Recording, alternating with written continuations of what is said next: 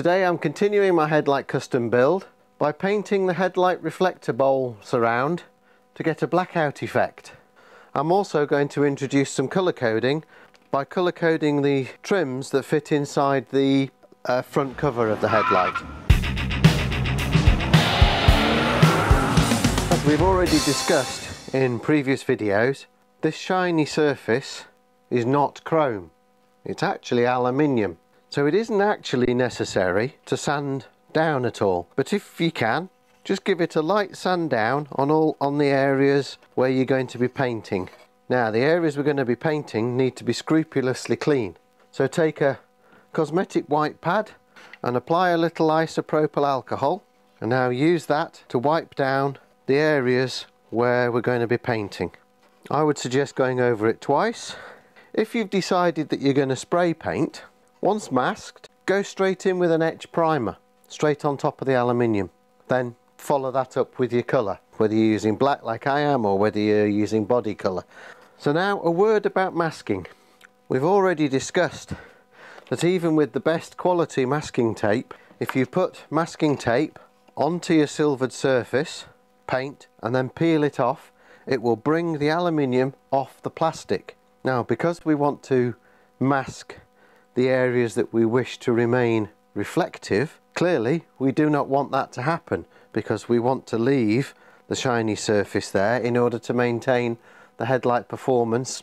If the headlight bowl is shaped such that you could mask, say, across the surface without actually masking the working surface, maybe cut the peripheral shape and then spray afterwards. But in this particular case, the bowl is deep in, we would have no choice but to mask this by sticking to the reflective surface. And the only thing I've found that you could put on the surface without peeling the aluminium off the plastic is ordinary kitchen cling film. So if you wish to mask up, cut some sheets of cling film, put them inside, and then with a very sharp craft knife go around and very carefully cut the edges where you wish to paint up to. Now I'm going to avoid masking by the simple expedient of using a brush-on enamel paint. If you decide to do the same, make sure that you're using a paint that's designed to be brushed on, because a paint that's designed to be brushed on, once it is brushed on, it will level itself out before it dries. Use a good quality paint, make sure it's thoroughly stirred up, and get a decent quality artist brush, a flat brush from an art supply shop or online, and make sure everything's clean. I will be doing some spraying. The trims that I'm going to colour code, they'll have to be sprayed, so we'll come on to that shortly. I'm going to hand paint this main reflector and the two indicator reflectors.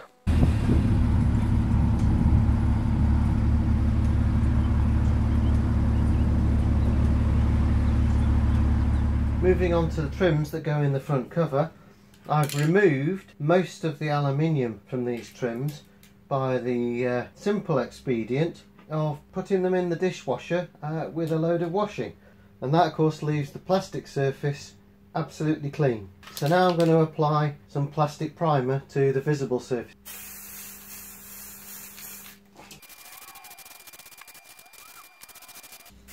A light coat initially.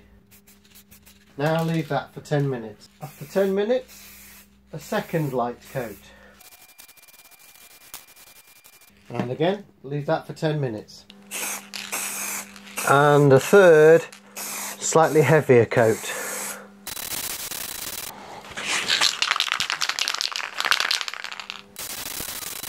Now leave that for 30 minutes before applying any colour. Apply the first colour.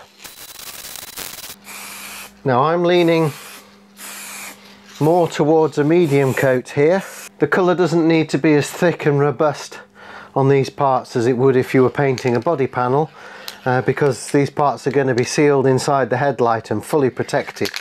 Still not making it too heavy though. It's still not full coverage. Making sure to get that visible edge along there. Also making sure to get into that corner. Now wait 10 minutes again. and a second medium coat.